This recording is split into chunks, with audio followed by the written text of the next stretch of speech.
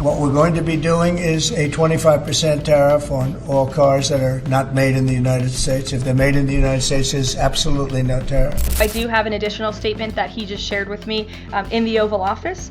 The ball is in China's court. China needs to make a deal with us. We don't have to make a deal with them. China has increased its tariffs on U.S. imports to 125%, raising the stakes yet again in a worsening trade war between the world's two largest economies.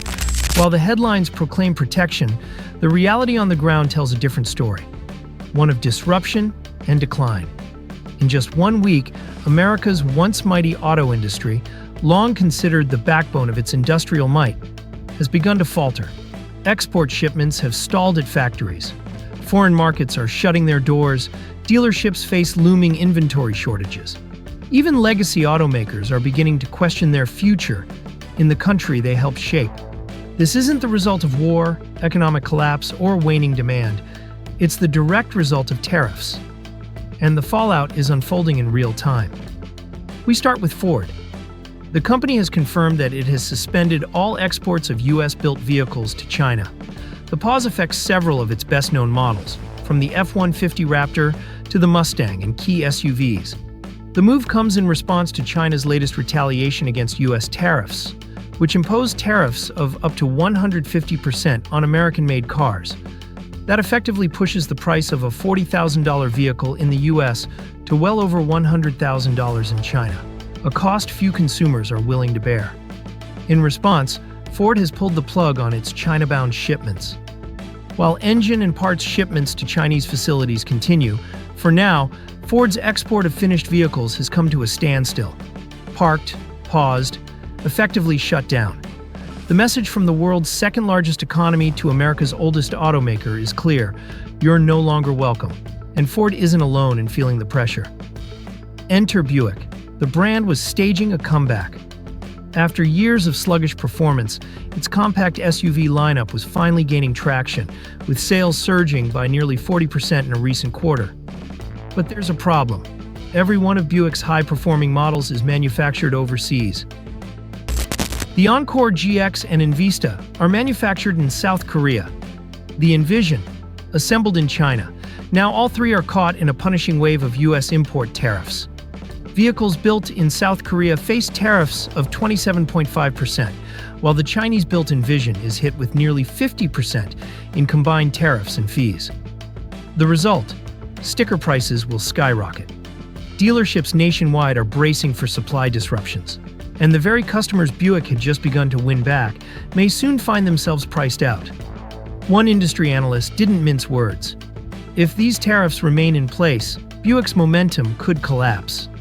The survival of the brand is now in question. Before we dive in, take a moment to hit the like and subscribe buttons. It really helps us connect with more energy fans like you. Now let's get to the next chapter in this unfolding story.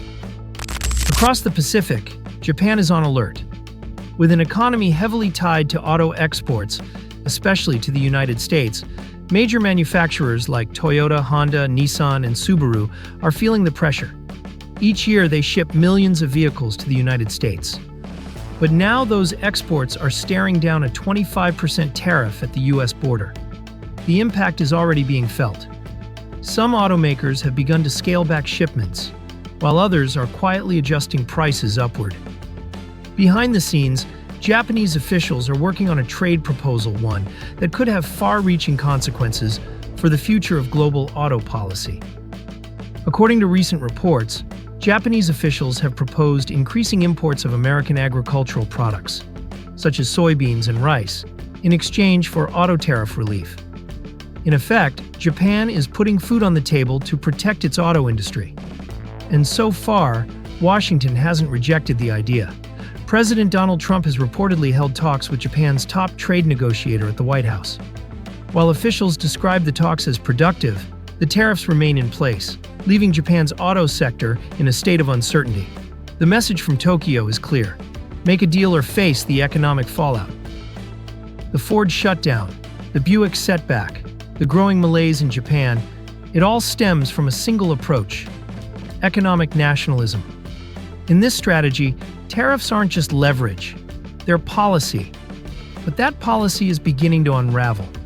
The more the U.S. retreats from the global marketplace, the stronger the pushback becomes.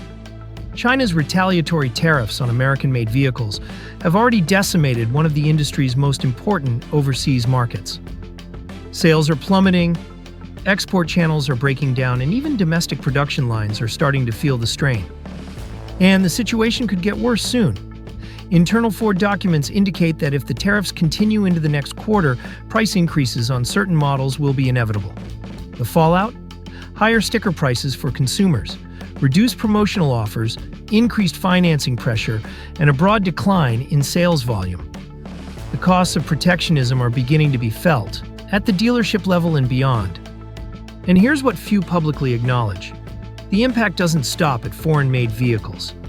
Even cars assembled in the United States rely heavily on imported components. Engines, wiring systems, electronics, sensors, many of which come from countries like Japan, Mexico, and China. Now those parts are being hit with new tariffs too. So while your car may be made in America, its building blocks are under financial siege. And that cost? It has to land somewhere. And when it does, it won't be subtle. In boardrooms, concern is growing. On showroom floors, sales teams are growing restless. And on factory floors, union workers are quietly wondering if shift reductions are on the horizon. The fear is not theoretical, it's real, and it's spreading.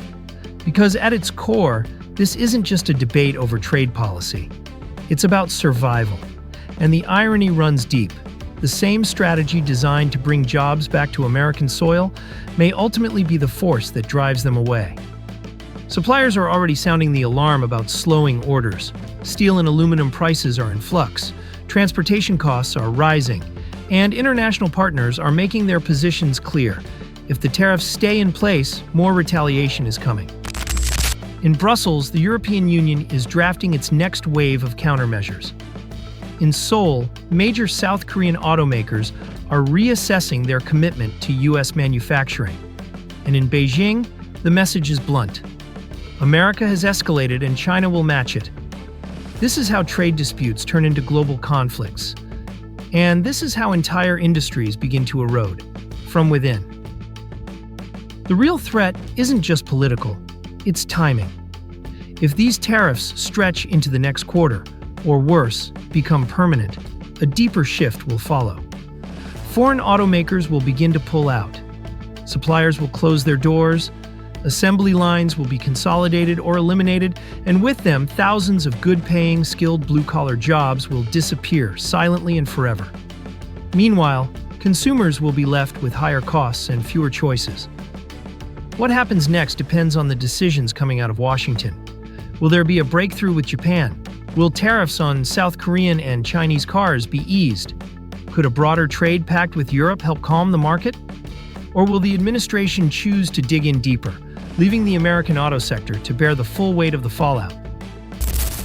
Drop your thoughts in the comments, hit the like button, and subscribe now for more coverage of North America's biggest economic showdown in a generation. Thanks for tuning in. Until next time, stay curious and stay fueled. Feel free to check out any of the videos on the screen. There's plenty more to explore.